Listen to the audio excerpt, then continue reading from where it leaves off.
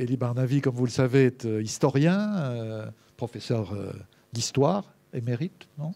Émérite. Il a été aussi, c'est une autre versant de sa carrière, ambassadeur, et notamment ambassadeur d'Israël à Paris, au début des années 2000. On a eu l'idée de débattre avec lui, et c'est ce que nous allons faire, du résultat des élections israéliennes. On avait appelé ça un nouveau paysage politique. Dans quelle mesure il est nouveau, ça se discute. Mais évidemment, il ne s'agit pas seulement d'interpréter les chiffres, encore que ce soit important, d'expliquer le contenu de la victoire de Benjamin Netanyahou et du Likoud. Mais aussi, l'idée, ce serait de réfléchir un peu sur la suite. Elie Barnavi a fait pas mal parler de lui dans les mois qui ont précédé cette élection. Il a signé, parmi d'autres, une lettre au Parlement français, l'encourageant à reconnaître l'État de Palestine, comme c'était son intention. Il a participé aussi à une séance commune avec Leïla Chaïd devant la Commission des Affaires étrangères de l'Assemblée nationale il y a quelques semaines. Bref, il a un engagement dans la période actuelle qui mérite de nous être expliqué. Donc la règle du jeu, Elie, c'est que on vous donne, on se vous voit officiellement. Oui, voilà. On vous donne 20 minutes, disons, pour présenter un peu tout ça. Et puis ensuite, nos amis vous poseront les questions que ça leur suggérera. Voilà. Donc c'est à vous. Sauf désaccord de votre part, la séance est enregistrée et mise sur YouTube dans le cadre du site de l'IREMO. Ça ne fera qu'ajouter à ma gloire. Absolument, mais on a déjà dépassé le stade des 200 000 vues pour nos débats installés sur YouTube. Donc c'est effectivement regardez. Eh bien, merci beaucoup, Dominique. Ravi de te retrouver, de retrouver Jean-Paul Chaniolot, de René Bachmann, d'autres amis, l'ambassadeur de France que je salue, je n'ai pas vu depuis longtemps, et que je vois qu'il est à la retraite puisqu'il est casual, comme je ne l'ai jamais vu auparavant. Je crains de ne pas avoir beaucoup de choses très générales à vous dire. C'est un public averti qui suit la presse. Et donc, peut-être quelques observations liminaires de manière à lancer le débat et qui sont, pour certains, peut-être moins attendues que d'autres. Et d'abord, oui, ça a été une très grosse surprise. Ça a été une très grosse surprise. On nous sommes depuis de nous interroger pourquoi, où nous avons pêché les sondeurs, les observateurs, les élites, comme on dit, les élites en mauvaise presse, là-bas comme ici. Mais en fait, c'était une surprise pour tout le monde, y compris pour Benjamin Netanyahou et ses troupes. 2 jours avant le scrutin, l'écart était là, têtu, au moins 4 mandats entre le candidat de centre-gauche, Yitzhak Herzog, et lui, un homme vraiment décrédibilisé, y compris au sein de ses propres troupes. Et ce qui a fait basculer la campagne, et ça personne ne pouvait le prévoir, c'est une fin de campagne d'un type nouveau, qu'on n'avait pas connu même en Israël et que je n'hésiterai pas à qualifier de fasciste. Et j'essaie généralement de peser mes mots. Je déteste les analogies historiques hasardeuses, mais là, il n'y a pas d'autre mot. Une campagne de terreur, de peur. Il a misé sur la peur et ça a marché. Et ça a marché puisque dans cette dernière ligne droite, dans ce dernier segment de campagne, dans ces 2 derniers jours, il a réussi à rétablir la situation. Alors, c'est là-dessus que je voudrais insister. Rétablir la situation, ça veut dire quoi? Lorsque l'on dit qu'Israël glisse à droite, cela est vrai depuis un certain temps, c'est indéniable. Mais depuis les dernières élections, ce n'est pas vrai. Il y a eu stabilisation des camps politiques, puisque il faut regarder ce qui se passe à l'intérieur des camps, droite, gauche, religieux. Et par rapport à 2013, la droite a plutôt perdu aussi bien en électeurs qu'en mandat. C'est-à-dire que ce que Netanyahu a réussi à faire, il a réussi à siphonner, à cannibaliser son propre camp.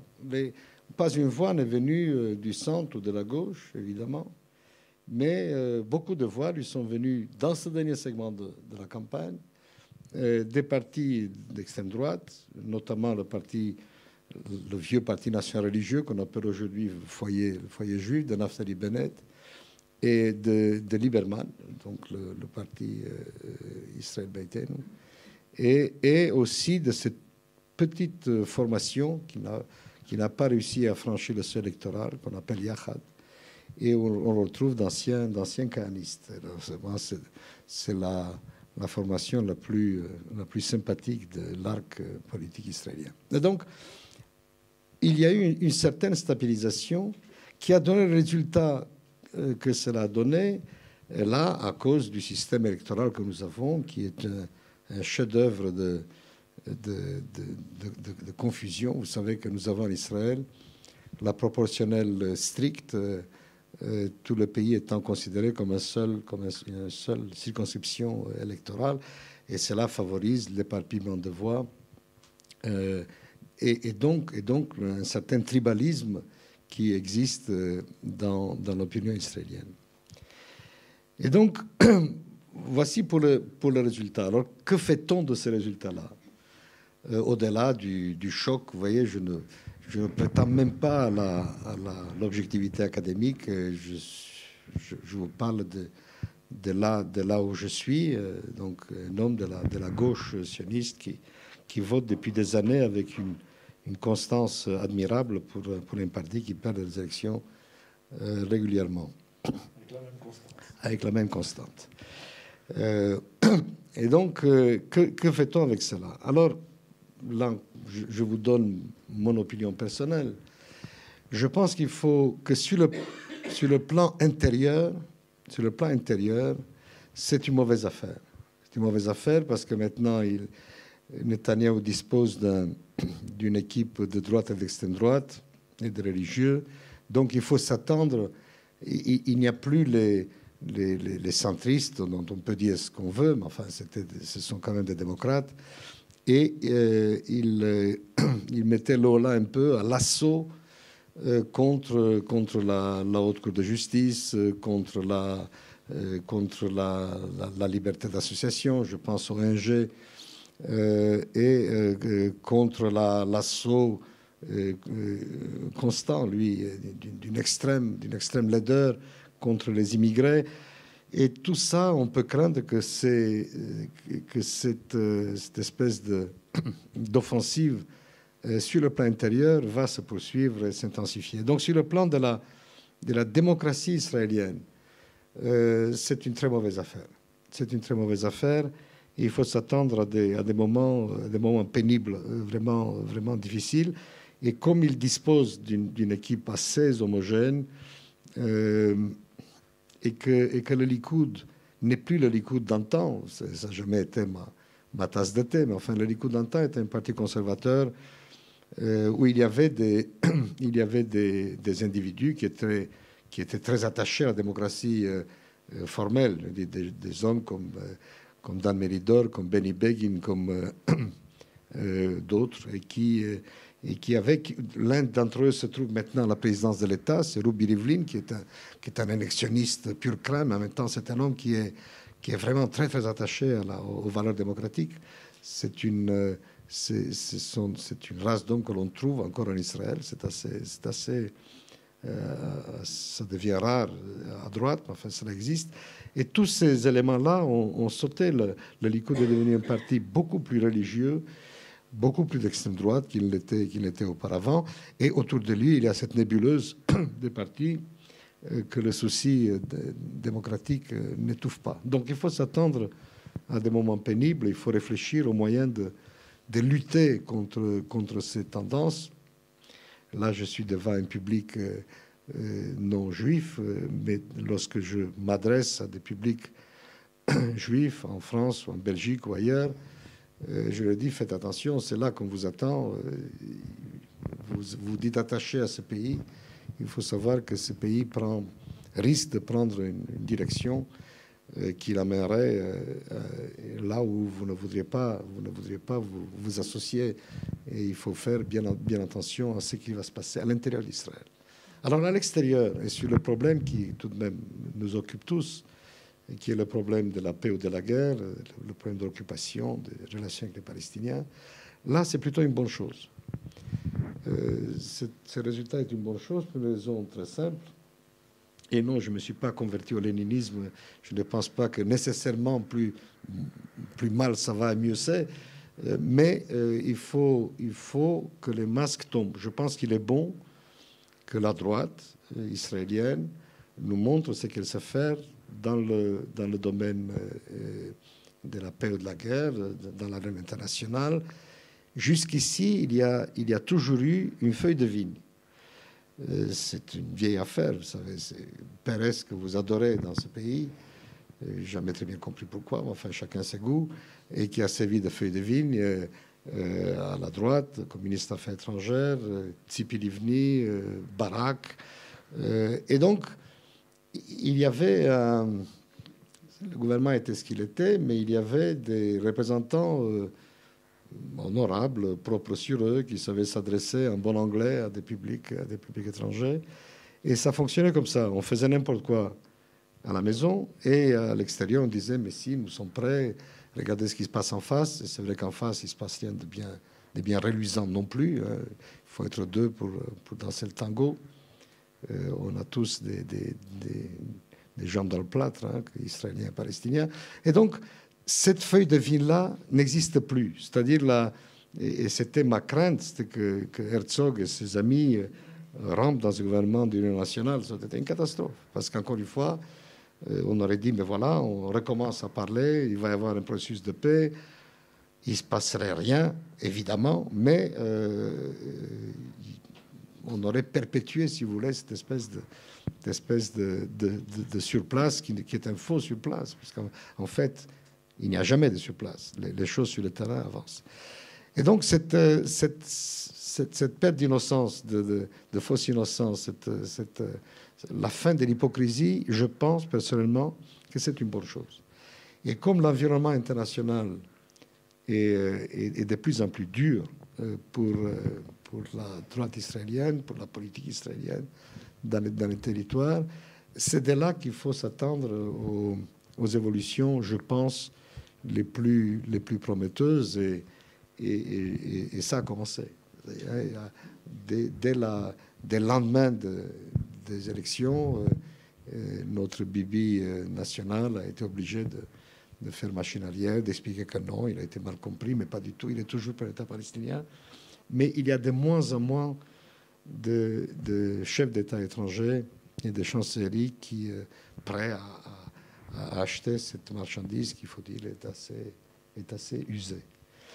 Voilà un premier ensemble de réflexions sur ce qui vient de se passer. La gauche est sonnée, elle a tort. Elle est minoritaire en voix, mais n'est pas nécessairement minoritaire en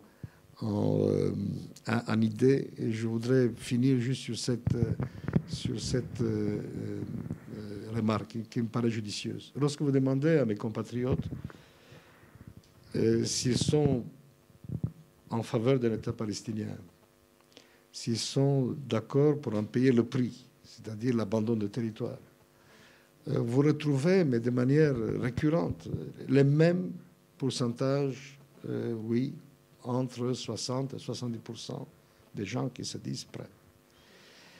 Comment s'explique qu'ils votent pour des partis qui sabotent cette même... alors là, il y a des explications qui sont politiques, qui sont psychopolitiques. Vous savez qu'on vote pour les gens en place. Being There, il y a eu un film formidable comme ça avec Peter Sellers, n'est-ce pas, un type demeuré simple d'esprit qui devenait président des États-Unis parce qu'il était là. Être là, d'incumbent, c'est un immense avantage. Et il y a surtout le fait que c'est une opinion, effectivement, qui a peur et qui est déboussolée. Et donc, les gens votent pour celui qui leur promet la sécurité. Alors, évidemment, vous me direz, quel genre de sécurité achète-t-il? Mais c'est un autre débat. Toujours est-il que s'il y avait un gouvernement en Israël qui offre une solution raisonnable et qui est le moyen politique de s'y tenir, l'opinion le soutiendrait. Nous ne sommes pas dans une idéologie nationale qui prône l'annexion des territoires occupés pour des raisons religieuses ou nationalistes. Nous ne sommes pas dans l'essentiel de l'opinion publique israélienne n'en a que faire de ces territoires. Et on l'a bien vu en 2005, lors du fameux désengagement, où les colons comptaient sur une espèce d'éveil national, de soutien unanime. Il n'y a rien eu. Il n'y a rien eu. Alors, probablement, en Cisjordanie, dans ce que nous appelons la Judée-Samarie, ce serait une tantinet plus difficile. D'abord, les nombres ne sont pas les mêmes. Mais je persiste à croire que l'État, s'il le voulait, il pourrait. L'État est puissant en Israël. Il bénéficie d'une légitimité démocratique forte. Cela, on ne peut pas l'enlever. La démocratie fonctionne. Personne ne conteste les résultats des élections. Et le gouvernement a la capacité d'agir et de faire ce qu'il veut. Et si le gouvernement voulait, il pourrait. C'est ce qui fait que je ne suis pas complètement désespéré, mais que je compte, cela fait des années, ceux qui suivent un peu ce que je dis et ce que j'écris le savent, cela fait longtemps que je ne compte plus sur Israël pour faire ce qu'il faut. Nous le ferons, mais il faut nous y pousser de manière ferme, déterminée. Et ça, c'est le boulot des Américains. Et pour l'instant, ils ont beaucoup déçu. Mais je pense de plus en plus que l'Europe pourrait jouer un rôle d'aiguillon beaucoup plus important que ce qu'elle est en train de faire. Et je suppose que ce sera l'un des points du débat que nous ne manquerons pas d'avoir. Merci beaucoup. Merci. Juste avant de donner la parole à nos amis, une question supplémentaire, Elie. Est-ce que c'est à partir de cette analyse-là que tu t'es engagé depuis longtemps d'ailleurs, hein, c'est pas... L'autorité palestinienne a attendu 2010 pour se dire que peut-être l'ONU était un autre terrain que le terrain des discussions bilatérales. Et elle a d'ailleurs remporté quelques succès appréciables de son point de vue sur ce nouveau terrain. Mais toi, tu dis depuis un long moment la paix viendra de l'extérieur. Je crois même qu'à un moment dans le débat auquel je faisais allusion à la commission des affaires étrangères de l'Assemblée nationale française avec Leïla Chaïd, tu dis il faudra nous l'imposer. À nous, voilà. Il faudra nous imposer la solution. Est-ce qu'il y a un lien? Est-ce que ce lien que je fais est juste entre l'analyse de ce qu'est l'opinion israélienne, de ce que sont ses attentes, et cette idée qu'il faut imposer de l'extérieur, quoi? Oui, il faut l'imposer de l'extérieur pour la bonne raison que, d'ailleurs, nous ne sommes pas une exception dans cette affaire-là. Nous sommes dans les conflits asymétriques, dans l'ère des conflits asymétriques. Et dans l'ère des conflits asymétriques, tout conflit asymétrique se termine comme ça. C'est-à-dire, si vous laissez faire les parties, il n'y a jamais de fin. Pour une raison très simple, nous sommes politiquement très faibles, les deux.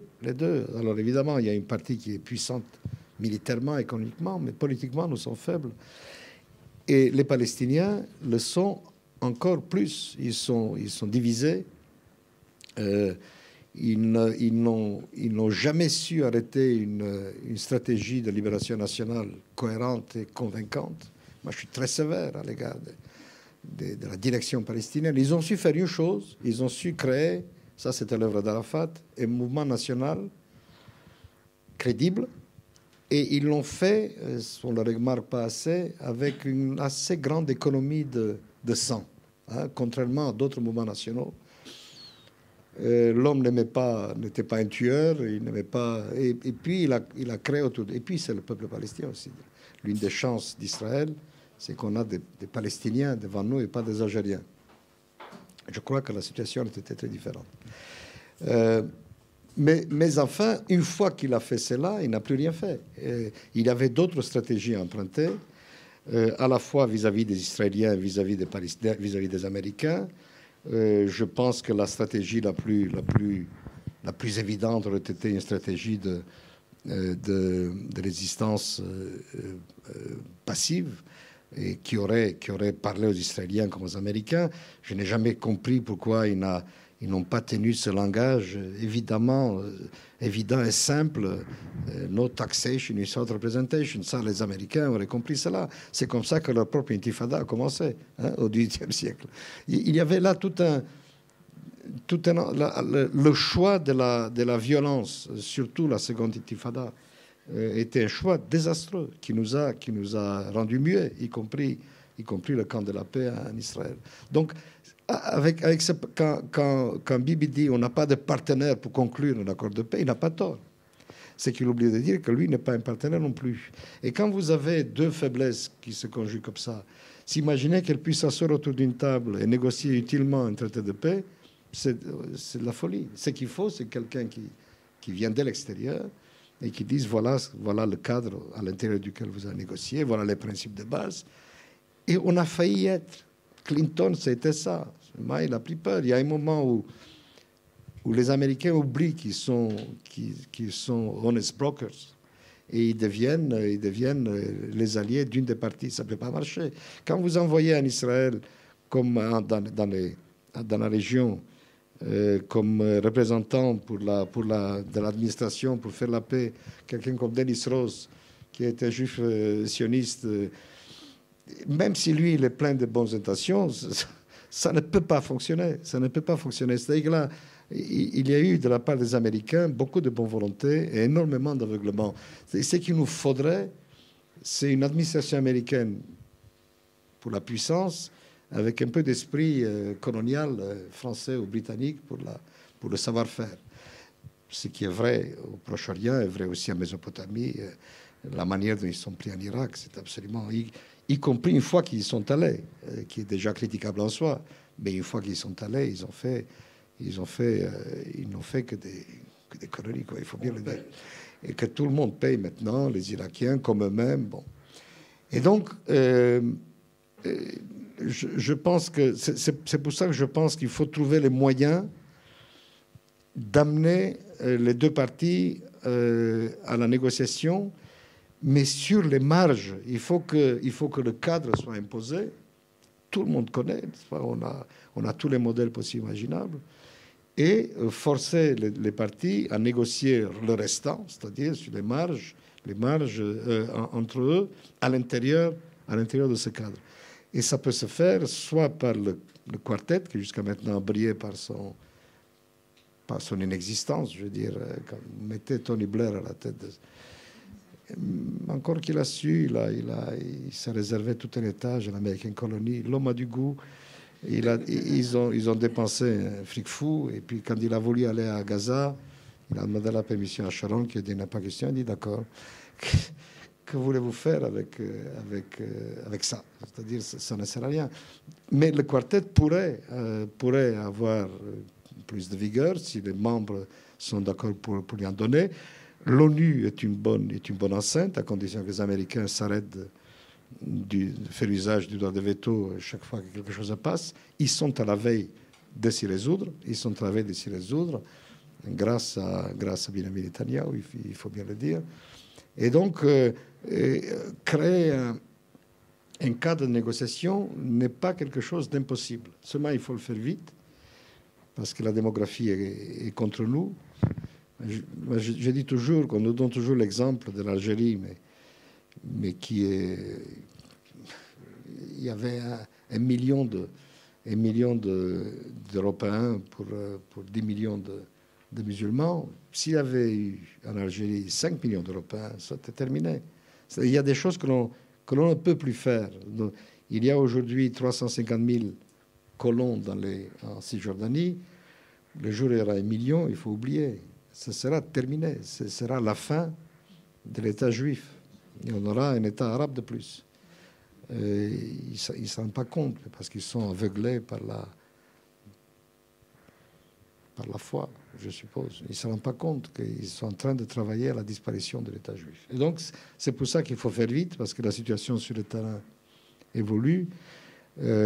Et c'est là, j'insiste, que l'Europe pourrait jouer un rôle s'il arrivait à s'entendre.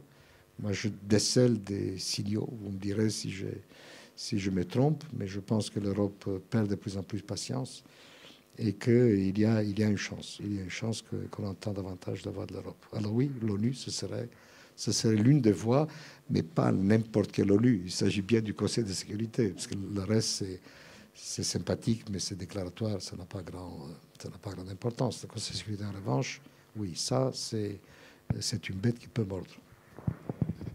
Donc, ce que l'administration Obama peut faire de mieux, c'est ce qu'elle a menacé de faire, c'est-à-dire de ne plus poser son veto contre la résolution qui a été soumise au mois de décembre déjà et qui attendait... Oui, mais là, il faut voir ce que l'on fait à l'ONU. C'est-à-dire, là, la France a préparé un projet de résolution qui était bon. Et puis, il s'est précipité pour voter le projet de résolution palestinien qui n'était pas bon. Effectivement, tout ça n'a donné... Il y a eu un moment gaspillé là. Ce qu'il faudrait, c'est que les États-Unis, la France, la Grande-Bretagne, qui pourraient marcher dans cette affaire-là, préparent ensemble. Et là, la France peut être l'aiguillon, d'autant plus qu'elle s'est beaucoup rattrapée, si j'ose dire, aux yeux des Israéliens par d'autres voies. Elle a retrouvé une crédibilité importante en Israël. Ce n'est pas rien. Et là, la France a une politique étrangère qui tient la route, a une politique militaire vigoureuse. Elle est la seule, d'ailleurs, à l'avoir. Donc, elle redevient... bon, alors seule, elle ne peut pas faire grand-chose, bien entendu, mais je pense qu'elle pourrait entraîner des partenaires européens importants, l'Italie, l'Espagne, la Grande-Bretagne. Malheureusement, on a l'énorme problème allemand qui nous reste à travers la gorge parce qu'ils sont en train de nous punir pour la deuxième fois. C'est une très mauvaise affaire, l'Allemagne.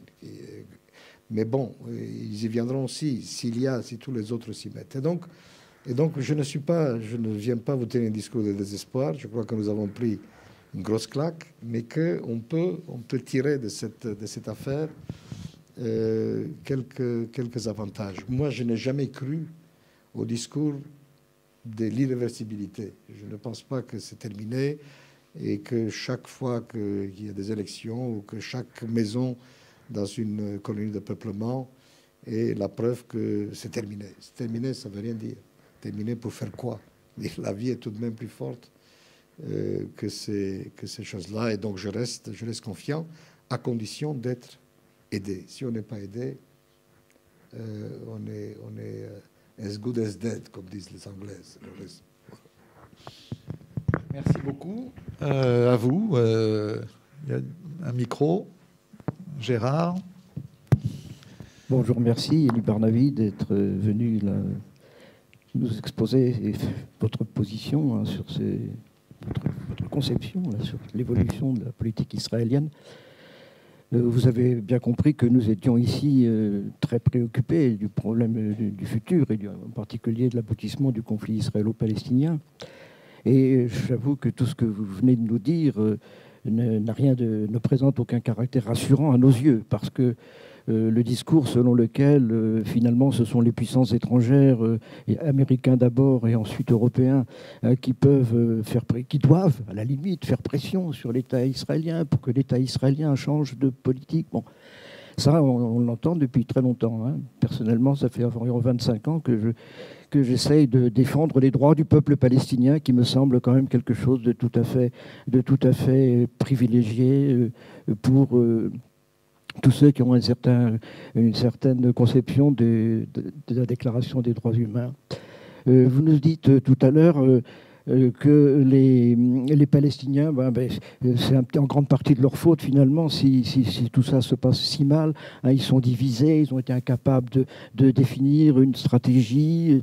Et ça, j'y vois à l'écho de textes que j'ai retrouvés ce matin en préparant cette rencontre, de textes que vous aviez donnés, des entretiens que vous aviez donnés à un certain nombre de journaux à l'époque où vous étiez ambassadeur. Et à ce moment-là, j'ai trouvé que vous étiez dans une espèce de prophétie de tout ce qui se passe actuellement, parce que finalement, tout votre discours était un discours qui opposait les civilisés, les démocrates, les gens cultivés, hein, aux barbares. Et les Palestiniens, malheureusement, avaient été incapables de trancher entre civilisation et barbarie, et en particulier Yasser Arafat, à qui vous attribuez régulièrement et continuellement la responsabilité de tous les échecs des négociations auxquelles vous venez encore de faire avance allusion. Un peu, Gérard, voilà, si c'est possible. J'arrête. Non, n'arrête pas, mais pose une question ou essaye de... La question, est-ce que vous ne croyez pas quand même que vous, vos amis de la gauche sioniste éclairée, toute une partie de ce que vous appelez la communauté juive, tout en critiquant cette notion, n'a pas un petit peu contribué à ce désastre dans lequel sombre le monde actuel, à savoir une guerre de civilisés contre des barbares? Merci. Je préfère le ping-pong. Ah d'accord, ok, pas de problème. J'essaie de parler politique, vous savez. Alors il y a le plan du principe. Je suis évidemment grand partisan du respect des droits des peuples à se déterminer eux-mêmes, y compris du peuple palestinien. Et naturellement, je ne crois pas nécessaire d'y revenir à chaque fois. Être l'ami des peuples palestiniens n'exclut pas la critique de leur tactique politique, de la même manière que je me livre à la mienne. Vous faites allusion à ma période ici, c'était la période de l'intifada où des kamikazes se faisaient sauter sans arrêt dans les rues de nos villes. C'est que j'estime à l'époque, j'estime toujours que c'est un procédé non seulement barbare, mais contre-productif. Je ne suis pas le seul à le penser. Des Palestiniens l'ont dit aussi, le disent toujours. Et la stratégie d'Abou Mazen, c'était exactement le contraire, de ne pas sombrer dans ce type d'agissement. Évidemment, je n'ignore pas les responsabilités d'Israël. Ce serait quand même incroyable de ne pas se dire que la partie occupante a quand même quelques responsabilités dans la situation qui est faite aux Palestiniens. Mais je saisis vos remarques pour vous dire en toute amitié que l'un des problèmes des Palestiniens, c'était leurs amis étrangers, notamment européens, de la même manière que l'un de notre grand problème, c'est la manière dont nous avons été soutenus par nos amis, un peu comme la corde soutient le pendu. On s'est tellement identifié au combat des Palestiniens qu'on a fini par leur passer tout et par s'interdire toute critique. Or, un combat national, comme tout combat d'ailleurs, est une affaire politique et une affaire de stratégie. Il y a des stratégies qui vous conduisent là où vous voulez aller, et il y a des stratégies qui vous condamnent à tourner en rond. Et il faut bien le dire, et là je me place, je l'ai dit à mes amis palestiniens, je ne me suis pas fait faux de leur dire, la manière dont ils ont conduit leur combat national, généralement, a été catastrophique. Ils n'ont pas su faire ce qu'il aurait fallu faire. De ce point de vue-là, le mouvement sioniste, et il faut comparer les choses, a su faire ce qu'il fallait faire, en se servant en virtuose. Ben Gurion a su faire ça, en se servant en virtuose de l'opinion internationale, songez ce qu'il a fait de l'Exodus, en se servant du moment tragique qui était le nôtre, pour se servir de la Shoah, afin de créer un État juif, en lâchant du lest là où il le fallait, pour accepter ce qu'on lui donnait, vous savez, contre ses amis, contre Begin et les autres. Ça a été un chef-d'œuvre de machiavélisme. Et c'est ça qu'il faudrait. Lorsque l'État juif a été proclamé en mai 1948, il a suffi de changer l'intitulé des institutions pré-étatiques et l'État était là. Les gens votaient pendant le mandat britannique pour les institutions nationales. Ça a été oui, un chef-d'œuvre de fabrication d'un État. Ils sont loin du compte, pour des raisons diverses. Alors, ce n'est pas une accusation d'esthète que je leur lance. C'est un ami, leur dire, vous faites fausse route, c'est ensemble qu'il faut faire ça. Quand il y a eu cette espèce d'explosion de violence insensée, y compris un lynchage à Ramallah, je me suis dit, mais on va sombrer ensemble. Ça fait des années que je dis que nous sommes des frères siamois, on se sauve ensemble, on périt ensemble. Et la manière dont eux et nous y prenons, c'est nous faisons tout pour sombrer ensemble. Sauf que eux ont le temps et que nous, on ne l'a pas. Dans cette affaire-là, le plus fort à la longue n'est pas celui qu'on pense. N'est pas celui qu'on pense. Et donc, voilà ce qui me détermine en voyant,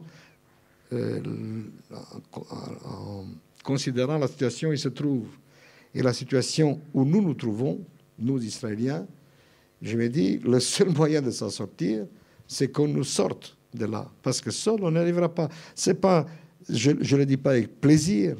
Je ne suis pas en train de renoncer joyeusement à la souveraineté nationale qui voudrait qu'en toute indépendance, on puisse faire ce qu'il faudrait faire. Je constate que nous n'y arrivons pas. Et je me dis que dans cette situation-là, la maison brûle, que les pompiers viennent d'ailleurs ou qu'ils viennent de chez soi, ça n'a pas beaucoup d'importance. L'essentiel, c'est qu'ils viennent. Il y a des moments comme ça dans la vie des peuples. Or, nous ne sommes plus... J'insiste sur cette notion de guerre asymétrique qui me paraît extrêmement importante. Nous sommes capables de battre militairement les Palestiniens autant de fois qu'il y aura un affrontement. Politiquement, nous sommes incapables de gagner la guerre. Ça a toujours été comme ça. Toutes nos guerres n'ont été que des batailles gagnées sur le champ de bataille et perdues dans l'arène politique. Encore une fois, nous ne sommes pas exceptionnels de ce point de vue-là. Nous sommes les plus spectaculaires, mais nous ne sommes pas exceptionnels. Aujourd'hui, tout conflit est de cette nature. L'ère des guerres classiques est révolue. Armée contre armée, tank contre tank, c'est fini maintenant. Maintenant, on a affaire à des acteurs non étatiques. Enfin, on l'a assez dit. Je viens de publier un petit livre pour expliquer un peu tout cela. Dans un conflit de ce genre, combien de temps on peut aller à Gaza? Mais on peut y aller tous les ans. Tous les ans. Ça ne suffit à rien, évidemment. Parce que la politique, si vous ne prenez pas le problème politiquement, c'est comme si vous n'y alliez pas. Alors évidemment, on gagne militairement. Mais qu'est-ce que ça veut dire? Ça veut dire que notre force de destruction est plus importante que la leur. Mais rien ne sortira de là.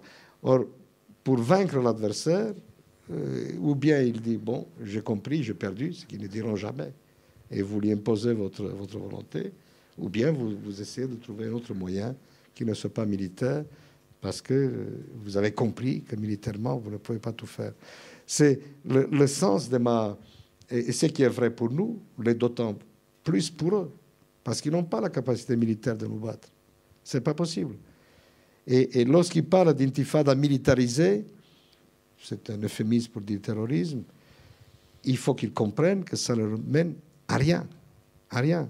Et le résultat le plus évident de la deuxième intifada, ça a été la destruction systématique du camp de la paix en Israël et des institutions nationales palestiniennes par ailleurs. Voilà un peu le sens de ce que je voulais dire. Et je crois que moralement, je me trouve de votre côté de la barricade, mais politiquement, il faut chercher les moyens de sortir de la morale et des palais politiques pour voir comment on sort de tout ça. Merci Didier, ou nous, Pierre Nadir. Oui. Vas-y, ça marche. Oui, merci de cet exposé. Vous avez dit que la situation avec ce nouveau gouvernement va être pire qu'avant. J'ai du mal à imaginer ce qui peut être pire que ce qui a été fait jusqu'à présent. En tout cas, je vois que M. Bachmann, qui a écrit un excellent article hier dans Mediapart sur le gouvernement israélien qui pousse à l'intransigeance, qui pousse le gouvernement français à l'intransigeance dans les négociations sur le nucléaire iranien. Donc on peut imaginer effectivement ce qui peut être pire, et c'est effrayant. Mais ma question n'est pas là. Ma question, c'est de vous demander, pouvez-vous dire quelques mots sur la liste d'union palestinienne, les Palestiniens israéliens qui ont fait cette liste d'union, qui a eu, je crois, 13 députés au Parlement. Est-ce que vous pouvez nous dire quelles peuvent être les implications et quelles sont les possibilités éventuelles d'alliance entre ce groupe qui est quand même minoritaire au sein du Parlement avec éventuellement d'autres groupes? Merci. Juste pour être précis, il ne s'agit pas seulement d'une liste arabe. Il s'agit d'une liste sur laquelle, du fait de la présence du Parti communiste, il y avait un certain nombre de juifs. Et j'ajoute que, au vu de l'analyse des résultats que j'ai pu lire ici ou là, il semble que un peu plus de juifs dans l'électorat juif se soient portés sur cette liste, ce qui expliquerait le recul évident du Meretz, qui n'avait pas forcément mérité de reculer par ses positions. Oui, quand je disais que ça va être pire, c'est que je me plaçais au point de vue interne, intérieur. J'essaie d'expliquer pourquoi je pense qu'à l'extérieur, c'est peut-être pas une si mauvaise chose que ça.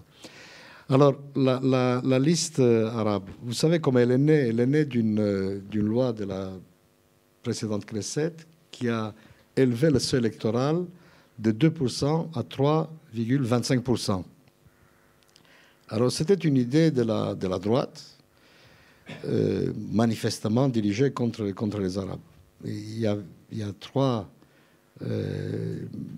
traditionnellement, il y a trois partis arabes.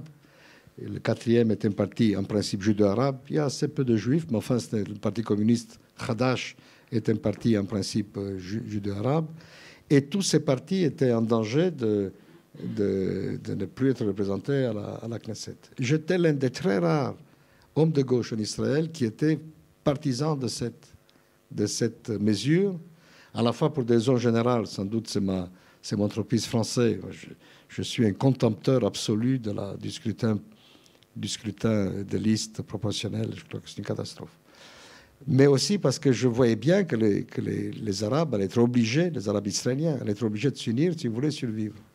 Et que j'imaginais bien que l'union de ces listes, bien que problématique sur le plan idéologique, puisqu'il y a parmi eux des divergences graves. Il y a des nationalistes, il y a des islamistes, il y a des démocrates, il y a tout ce que vous voulez. Il y a même deux députés bigames, vous voyez un peu, ce qui est tout de même contraire à la loi parmi les islamistes. C'est une liste composite, mais qui leur donne tout de même une représentation qu'ils n'ont jamais eue auparavant. J'espérais qu'ils en aient plus, moi, 15. Enfin, 13, c'est déjà pas mal. Ça en fait la troisième force politique de la Knesset. Alors, ils ont en plus un autre avantage, qu'ils ont quelques femmes qui sont assez remarquables, et ils ont un nouveau chef, un avocat de Haïfa, Ayman Oudeh, qui est un politicien tout à fait remarquable, à la fois par sa manière de s'exprimer, la force de ses idées, la manière très modérée. En fait, c'est un Israélien arabe. Et on voit bien que cette liste, dirigée de cette manière, pourrait servir à la fois de puissance de blocage contre des dérives droitières, mais aussi de force d'alliance avec des partis de gauche du centre israélien. Alors, c'est compliqué. C'est compliqué parce que traditionnellement, les partis de la gauche sioniste ne veulent pas s'allier avec des Arabes qui sont par définition antisionistes, et les Arabes ne veulent pas apporter de caution à des partis sionistes, à tel point qu'ils ont refusé de signer un accord de surplus de voix avec Meretz, qui est quand même le parti frère. Je vous fais grâce de la technique. Enfin, la loi prévoit des accords préélectoraux entre des formations, de manière à ce que les voix qui ne parviennent pas à donner un siège entier puissent être comptabilisées. Et donc le parti, dans ce genre d'alliance, le parti qui a le plus de voix perdues, entre guillemets, s'arroge un mandat de plus. Or, ils ont refusé. Ils ont refusé pourquoi? Parce qu'il y a eu une bagarre au couteau au sein des dirigeants de la liste jointe. Et il y en a qui ont dit qu'il n'est pas question de s'allier avec, même pour ça, avec un parti sioniste. Bon. Donc ça ne va pas être simple. Mais en même temps, ce qu'il faut savoir, c'est que d'après des études d'opinion faites au sein de la communauté palestinienne d'Israël, il y a de plus en plus de voix qui se font entendre pour la participation pure et simple au gouvernement. Les gens disent, bon, tout ça c'est bien joli, mais si on ne participe pas, on ne peut pas se battre. Et donc on voit bien que la liste des priorités, pour les jeunes surtout, c'est le logement, c'est l'accès au travail, c'est l'éducation, les budgets. Et donc, c'est une population qui est à la fois de plus en plus idéologique, si vous voulez, mais ça, c'est une des vieilles tendances, ce que j'ai appelé dans le temps la double tendance à la palestinisation et à l'israélisation de la communauté arabe israélienne. C'est passionnant de voir ce qui s'y passe. Et on voit bien le décalage entre la direction qui est assez démagogique, il faut le dire. Ça change maintenant, heureusement, et les masses des électeurs. Et on imagine sans peine tout le parti, tout ce que l'on pourrait faire, tout ce qu'un gouvernement éclairé pourrait faire avec ses citoyens au lieu de les ostraciser. Il y a eu un gouvernement qui a été correct, mais vraiment correct, et qui a fait ce qu'il fallait, mais il n'a pas eu le temps de déployer toutes ces... C'était le gouvernement Rabin. Le gouvernement Rabin qui a été vraiment, de ce point de vue-là, impeccable et qui a annoncé ce qui pourrait être fait demain. Mais je répète, c'est l'un des points, c'est l'un des rayons d'espoir de ces élections. Ça a été ça, justement. Ça a été le fait qu'ils se sont unis. Alors peut-être demain, ils vont se défaire parce qu'il y a tout de même d'énormes disparités idéologiques. Mais déjà, le fait qu'il y ait un bloc de 13 députés arabes à Knesset, troisième formation de la Knesset, c'est très significatif.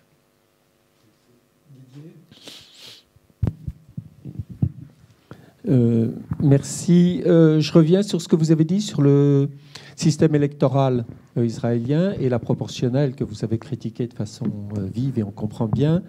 Ma question est de dire, est-ce que, même si vous avez noté aussi que cette fois-ci, le Likoud, en siphonnant les voix d'un certain côté, a changé un petit peu peut-être le fonctionnement d'une proportionnelle pure et simple. Mais ma question est de dire, est-ce qu'il y a en Israël aujourd'hui des forces qui envisagent, qui demandent un changement de système électoral? Ce serait évidemment un sabordage peut-être pour l'ensemble des petits partis, etc. Mais y a-t-il des forces en fait qui, constatant la durabilité en fait des gouvernements successifs qui est extrêmement faible en fait en moyenne en Israël, y a-t-il donc des forces qui réclament ça? C'est ma première question. Et la deuxième que vous avez aussi abordée à l'instant, c'est compte tenu là de la majorité donc essentiellement de droite et d'extrême droite qui est aujourd'hui dans le gouvernement de Netanyahou, enfin qui va être. Quels sont les sujets qui vont éventuellement faire éclater de nouveau en fait cette alliance, puisque ce n'est pas nécessairement la question donc des Palestiniens? Est-ce que ça va être les problèmes socio-économiques, notamment par la participation de Calonne, ou est-ce que en fait c'est d'autres sujets, je ne sais pas, la conscription de nouveau des ultra-orthodoxes ou des sujets de ce type-là? Pour répondre à votre première question, il n'y a pas de force significative qui demande un changement pour plusieurs raisons. D'abord, les Israéliens sont moins obsédés par les institutions que les Français. C'est-à-dire, vous réfléchissez sans arrêt en Israël, les esprits les plus éclairés vous diront, mais c'est comme ça parce que c'est un système qui reflète ce que nous sommes. Et donc, l'idée que l'on puisse, par le jeu des institutions, changer l'opinion, c'est quelque chose qui est une pensée très française, mais qui n'est pas anglo-saxonne et qui n'est pas israélienne. Deuxième raison, c'est que pour pouvoir changer le système électoral, il faut avoir une majorité à la Knesset, évidemment. Et là, c'est illusoire. Il fut un temps où les deux grands partis, la gauche et la droite, avaient ensemble la majorité. C'est terminé. C'est-à-dire, ensemble, maintenant, ils n'ont pas la majorité. Vous vous rendez compte? Donc, demander aux autres, comme vous l'avez dit vous-même, de se saborder, ça me paraît pas vraiment réaliste. Donc, il n'y aura pas de changement aussi de ce côté-là.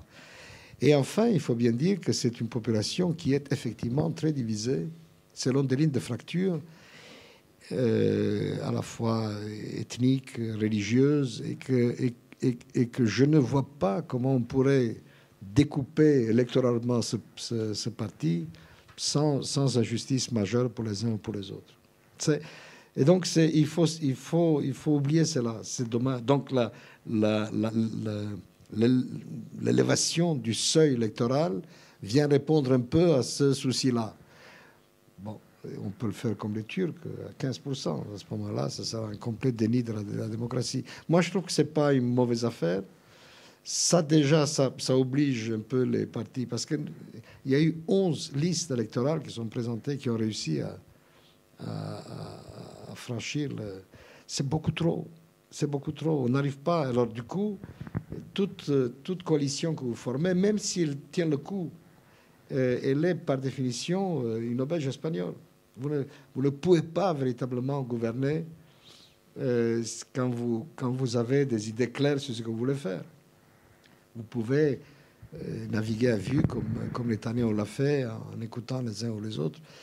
Mais le jour, et là je passe à votre seconde question, le jour où il faudra vraiment poser des choix graves à l'opinion, à ce moment-là, ils vont se défaire. Il y a dans cette coalition des ultra-orthodoxes qui ne s'intéressent à rien sinon à leurs institutions. Ils veulent des budgets pour leurs institutions et qui ne sont pas spécialement nationalistes. Ils ne le sont pas du tout, d'ailleurs.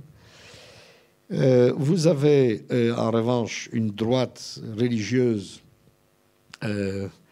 très nationaliste qui est en fait le représentant des colons au sein de la coalition. Et cela ne resteront pas s'il y a la moindre tentative de rendre territoire, d'arrêter la colonisation, vous voyez. Donc, ce qui pourrait faire éclater cette coalition, c'est encore une fois la question sécuritaire, la question du territoire. Ce n'est pas tellement les questions sociales. Vous savez, les Israéliens souffrent économiquement, mais se déterminent en définitive selon le problème sécuritaire.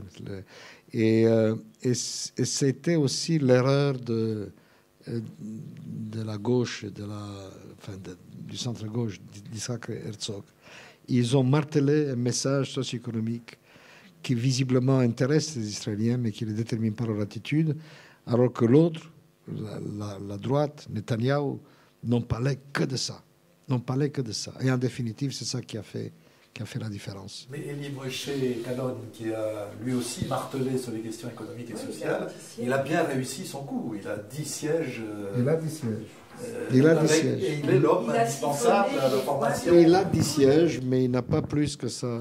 Ça, c'est le seuil des gens qui ne parlent qui ne parlent que de ça. C'est un vote sectoriel en quelque sorte. Si vous voulez emporter l'opinion, si vous voulez former le gouvernement, 10 mandats ne suffisent pas. Alors Kahlon, oui, c'est un homme sympathique, modéré, il présente bien. C'est un Likoudnik.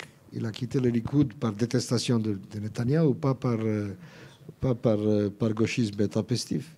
Et il a fait cette niche-là de la même manière que Lapid, enfin le centre de Lapid, se déterminait aussi en fonction bon, mais c'était aussi une niche. En définitive, au dernier moment, lorsqu'il a fallu glissé le bulletin dans l'urne, ce qui a déterminé, c'est l'appartenance territoriale, ethnique, sociale et idéologique. Et on a retrouvé une espèce de tribalisme. Vous regardez une carte électorale, la carte des résultats électoraux, c'est éclatant. Vous avez le centre des villes, les beaux quartiers, ils ont tous voté à gauche. La périphérie a voté à droite. Ce n'est pas un problème qui vous est complètement inconnu en France, mais c'est beaucoup plus net là-bas. Là-bas, ça ne pardonne pas. C'est-à-dire dans les régions où le peuple, le petit peuple, les classes moyennes, les ouvriers, c'est là où ils souffrent le plus de la politique du Likoud. C'est là qu'on a les majorités les plus nettes en faveur du Likoud. Et les gens disent, oui, c'est vrai qu'ils sont en train de nous baiser depuis des années. Mais au dernier moment, on ne peut pas. C'est là. Ils disent ça, n'est-ce pas? Ça vient du... Bon, ça va changer. On avait le même, mais à l'inverse, avant 77. Tout finit par changer. Mais il s'agit d'agir avant que ce soit trop tard, parce que le jour où ça change et où le jeu de bascule nous fait enfin bénéficier du pouvoir, ça risque d'être trop tard. D'autres questions? Bon, alors j'ai d'abord une question sous forme de boutade, c'est même pas une question. Vous parlez vous dites qu'Israël c'est une grande démocratie. Vous avez dit que ça fonctionne. Non, ça fonctionne comme une réelle démocratie. C'est pas pareil. Oui, ça fonctionne comme une réelle démocratie. Bon, est-ce que on peut pas, si je comprends bien, les déclarations de Netanyahou ont eu lieu le jour des élections. C'est ça à propos des masses d'Arabes qui viennent voter. Est-ce qu'on ne pourrait pas suggérer aux députés israéliens de faire passer une loi pour s'inspirer de la belle démocratie française où on n'a pas besoin, il est interdit de faire campagne le jour des élections? Parce que, en fait, d'après ce que on pourrait penser que c'est ça qui a fait basculer très fort les électeurs vers pour renforcer le Likoud. Il y a une loi comme ça. Et alors, elle n'a pas été appliquée? Non. Il y a une loi comme ça. Mais il dit, est-ce que je fais campagne, moi? J'appelle les citoyens à voter. Vous savez, il y a une loi qui interdit les sondages, par exemple. Il y a une loi qui interdit les sondages. Les derniers jours, il y a une loi qui interdit la campagne. Tout ça existe, évidemment. Mais ces lois ne sont appliquées que dans... Vous savez, dans un... Personne n'aurait compris. On aurait dit comment on interdit. Et puis c'est dit. Qu'est-ce que vous allez dire après? Même si vous le sanctionnez comment? Il y a une plainte maintenant de la part des députés arabes contre lui. Il y a une plainte en justice contre lui. Bon, on verra bien. On verra ce que ça va donner. Mais la plainte existe et elle s'appuie sur la loi. Peut-être qu'il aura une amende. Mais il a gagné le pouvoir et il va perdre une amende et quelques... Voilà. Mais la loi existe. Je n'ai pas dit que c'était une grande démocratie. Je dis que c'était une démocratie qui fonctionnait. Oui. Ça veut dire quoi? Ça veut dire que les personnes ne contestent le résultat des élections, la presse est libre et surtout, on a une justice indépendante. C'est d'abord ça.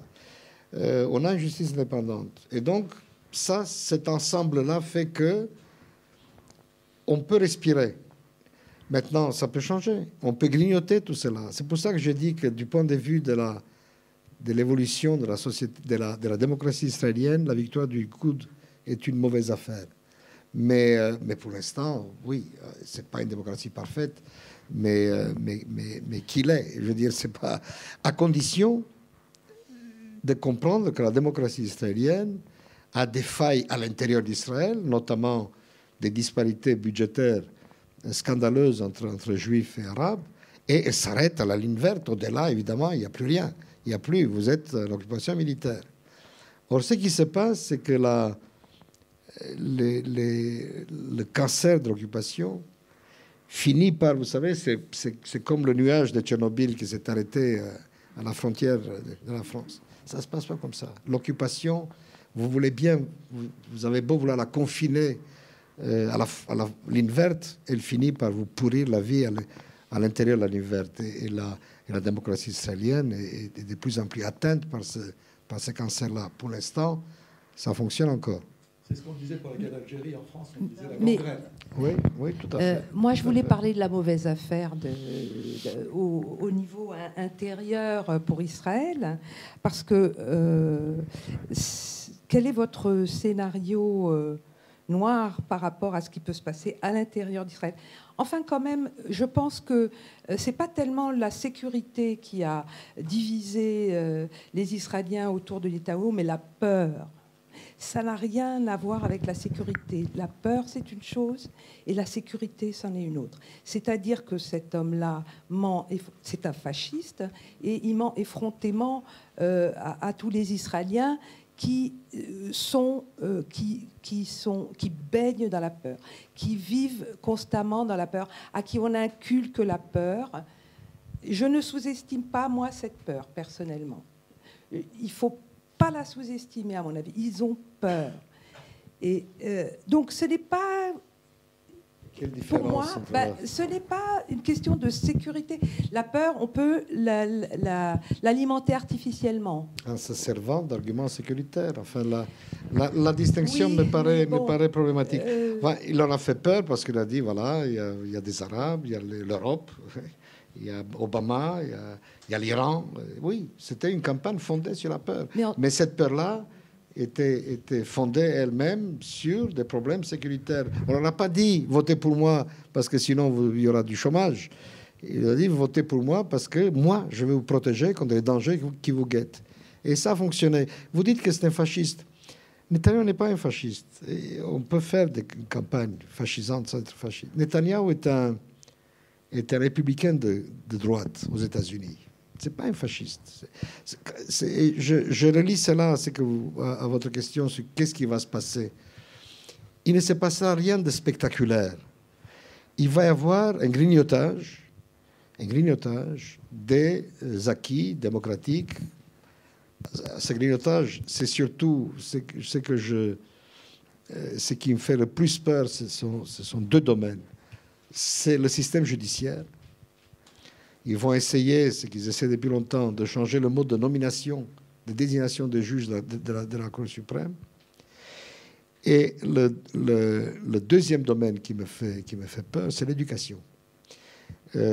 Quand j'entends que l'un des candidats au portefeuille de l'éducation est Naftali Bennett, ça me fait peur. Alors, là encore, vous ne le verrez pas tout de suite. Il y a en Israël, l'Israël est une réalité très complexe. Il y a la politique, mais aussi l'administration.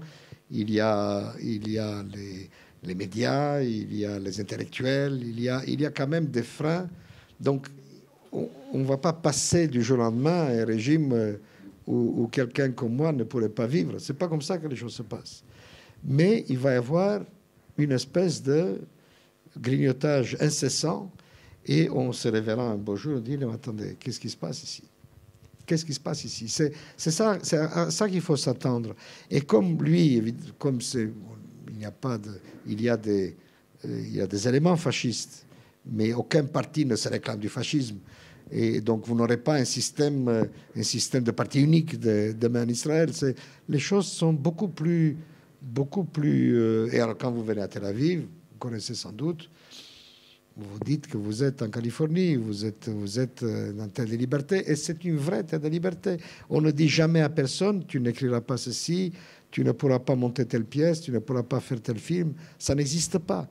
Mais, dernièrement, là encore, en pleine campagne électorale, pour la première fois de l'histoire du prix d'Israël, qui est le prix le plus prestigieux que nous ayons, le Premier ministre se mêlait de la nomination d'un membre du jury. Et donc, du coup, il y a eu un tel tollé qu'il a fait machine arrière. Il n'y aura pas ce prix, parce que tout le monde a démissionné. C'est-à-dire que là, il y a encore des... Mais, vous savez, les gens s'habituent finalement. Et des choses qui nous paraissaient incroyables il y a 20 ans, aujourd'hui, on vit avec... C'est ça qui me fait le plus peur. Or, les deux aspects, l'intérieur et l'extérieur, sont évidemment étroitement mêlés. De la même manière que la sécurité... le sort de territoire et l'économie sont liés et qu'on a vu en 2011 ces manifestations incroyables contre le coût de la vie et tout ça, et qu'on a complètement dépolitisé. C'est pour ça que c'est tombé comme un soufflet. Ceux qui ne comprennent pas qu'on ne peut pas se battre contre la cherté de vie et en même temps ne rien faire contre la colonisation des territoires ne comprennent rien à la politique. Or, on a ça aussi en Israël. Voilà un peu là ce qui me fait véritablement peur.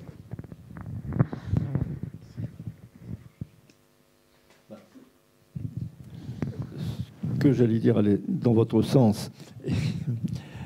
Et je veux dire que ce qui m'inquiète beaucoup,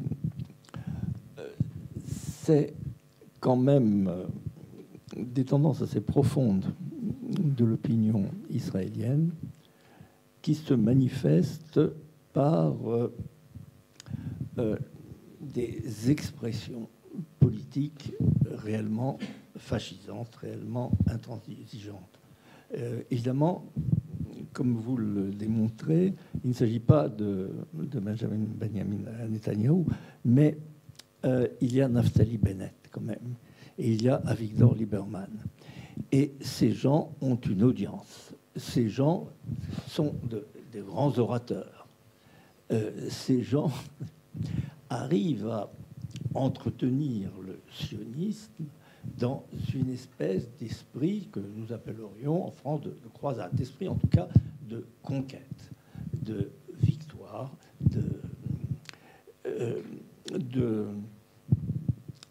d'élimination de l'ennemi d'Israël, qui est évidemment dans l'imaginaire israélien quelque chose d'assez ancré, puisque cela a des résonances bibliques.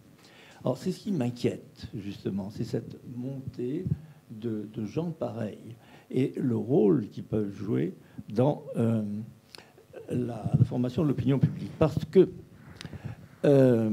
cette opinion publique est quand même intéressante et importante.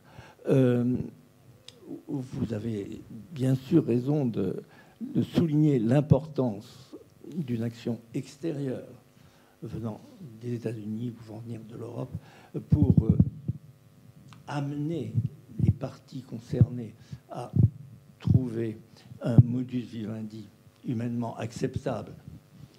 Mais on ne peut pas faire boire un âne qui n'a pas soif. Il faut que les motivations soient là. Or, on entretient en Israël une espèce de célébration de la colonisation. Et l'on sait que la colonisation est précisément ce qui empêche les Palestiniens de songer à un modus vivendi stable, quasiment fraternel, avec Israël, dès l'instant qu'ils appartiennent tous les deux à la même terre, les uns et les autres. La colonisation est vraiment, comme l'avait reconnu d'ailleurs le président des États-Unis, Clinton en particulier, et Obama bien sûr, la colonisation permanente, c'est quand même une manière d'entretenir la plaie, et d'une part, et le fanatisme. Alors, comment sortir de cette logique-là, puisqu'il est vrai que ce qui assurera la sécurité d'Israël, ce n'est qu'une entente avec les Palestiniens, une entente israélo-palestinienne, à mon avis. Et cela s'imposera au droit international, même si en droit international, on peut toujours parler du partage de 47 et dire oui, Israël occupe plus que ce à quoi il a droit. Voilà, ce qu'il faut, c'est cette entente. Et on ne s'y oriente pas. Et on ne fait rien pour que les Palestiniens s'y orientent. Voilà, c'est ça mon sentiment.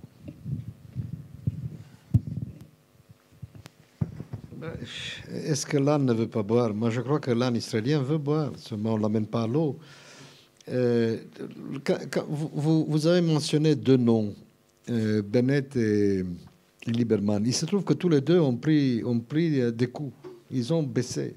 Bennett a perdu la moitié de sa représentation à Knesset. Il avait 16, il en est à 6.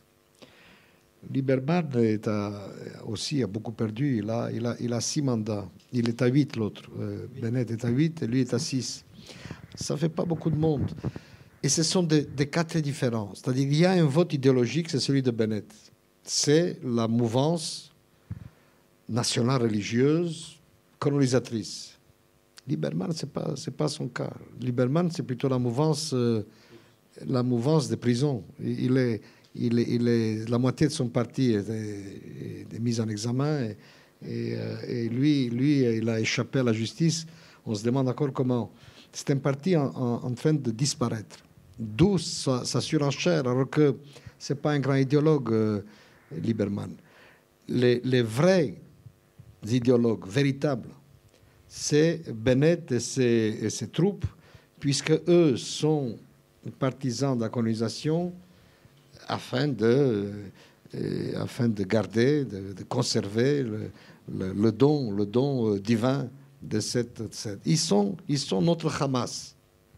Exactement, ils sont symétriques au Hamas. Alors, ceux-là sont très minoritaires en Israël. C'est pour ça que je pense que quand vous parlez de l'opinion, la plupart des Israéliens sont soit laïcs, minoritaires maintenant aussi, comme moi, soit vaguement traditionnalistes.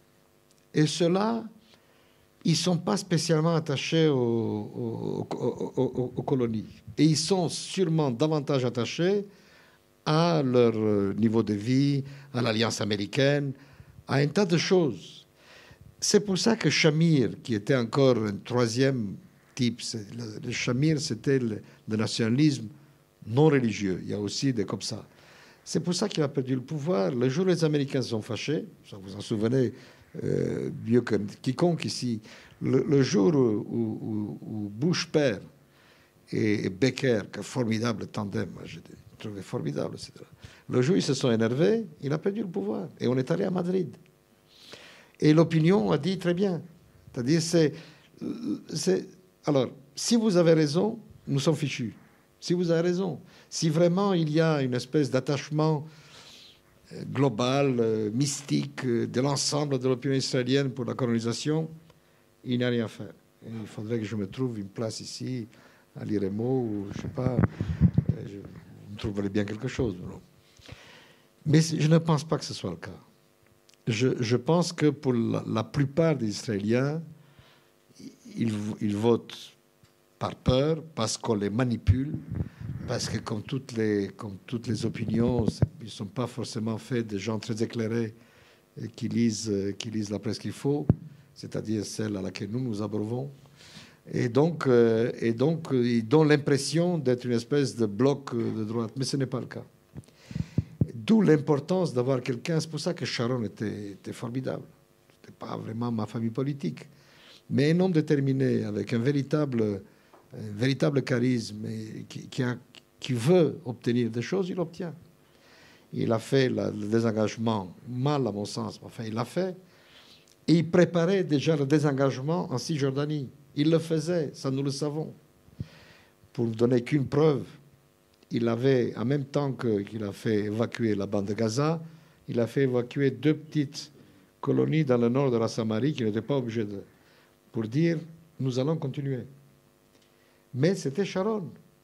Et donc, un homme qui avait donc les qualités, les défauts d'un véritable chef.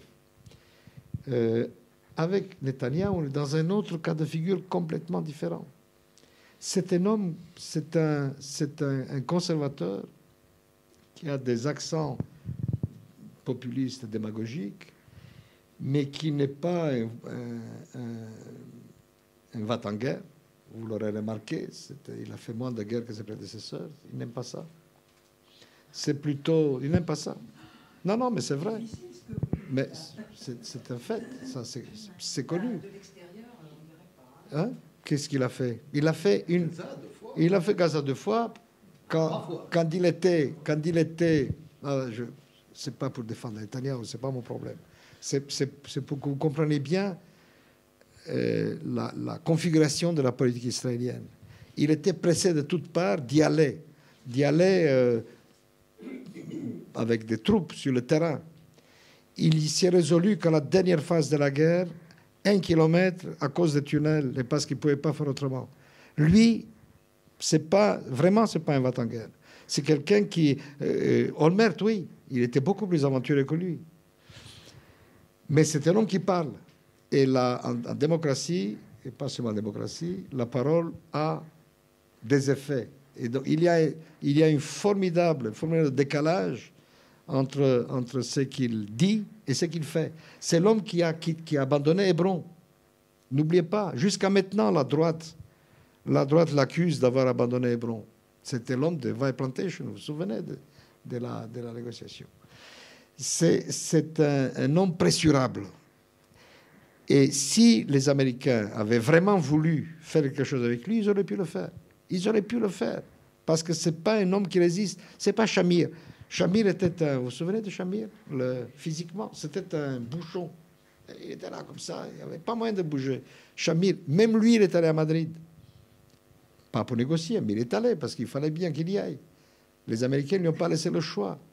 Si Bibi plaçait devant le choix, pas la communauté internationale, ce qu'on appelle par antiphrase la communauté internationale, bref, les Américains, les Européens, il ferait ce qu'on attend de lui. Parce que ce n'est pas un va-t-en-guerre, ce n'est pas un grand idéologue. Il a ses préférences, bien sûr. Le Congrès américain aussi, il ne faut pas oublier. Quoi donc? Là, il a fait son discours devant le Congrès américain aussi, il ne faut pas oublier. Donc, je n'oublie pas une seconde. Je ne suis pas en train de faire la louange, de chanter les louanges de Benjamin Netanyahu. Et je dis innocent. Je dis au contraire quelqu'un qui est pressurable. C'est pas innocent. C'est pas quelqu'un qui fera ce qu'il doit par conviction. C'est quelqu'un qui fera parce qu'il aura les coups de pied là où il faut et qu'on ne laissera pas, les Américains ne laisseront pas le choix. Tout ce jeu qu'il joue avec le Congrès américain, c'est parce qu'Obama le laisse faire. Il le laisse faire. C'est la grande déception. Je ne sais pas si vous avez vu passer, j'ai écrit il y a quelques années un livre que j'ai intitulé « Pour une paix américaine au Proche-Orient ». Il n'a rien fait. Obama n'a rien fait. Il a envoyé Kerry, où il a laissé faire son dernier round. J'ai écrit à ce moment-là que s'il ne vient pas poser un plan américain sur la table, autant qu'il ne vienne pas. Ce sera une espèce de va-et-vient pathétique entre Jérusalem et Ramallah, il ne sortira rien. Il ne l'a pas fait. Maintenant, ils vont le faire. Et on verra bien ce que Netanyahou fera. Je ne suis pas en train de le blanchir. Je suis en train de dire que c'est un homme faible, qui a peur, lui aussi, qui a peur, qui est pliable, et qu'avec une administration américaine déterminée, forte, je pense qu'il plierait. Je me trompe peut-être. En tout cas, il perdrait le pouvoir. Parce que les Israéliens ne le laisseraient pas nous isoler complètement. Vous savez, nous sommes seuls au monde. C'est ça qu'il faut bien voir. Ça, les Israéliens le savent. Nous sommes seuls au monde. Je ne sais même pas si la Micronésie est encore avec nous. J'ai un peu perdu. Elle est encore avec nous. Palau, voilà. Seul au monde. Nous avons un allié. C'est les États-Unis. Cet allié n'est pas d'accord avec nous. Depuis la guerre des 6 jours, sur le problème essentiel qui nous occupe, les Américains ont toujours été plus proches des Arabes que de nous. Ils ne sont pas d'accord avec la colonisation, ils ne sont pas d'accord avec l'annexion du Golan et de Jérusalem, ils sont d'accord avec rien. Ils nous appuient quand même. Mais il y a un moment où ça peut changer. Du moins je l'espère. Être complètement seul, sans les Américains, ça, les Israéliens ne l'accepteraient pas. Et je crois que Netanyahou ne serait pas capable de leur vendre ça. C'est pour ça que je pense que ce qui nous vient d'arriver est tout compte fait une bonne chose.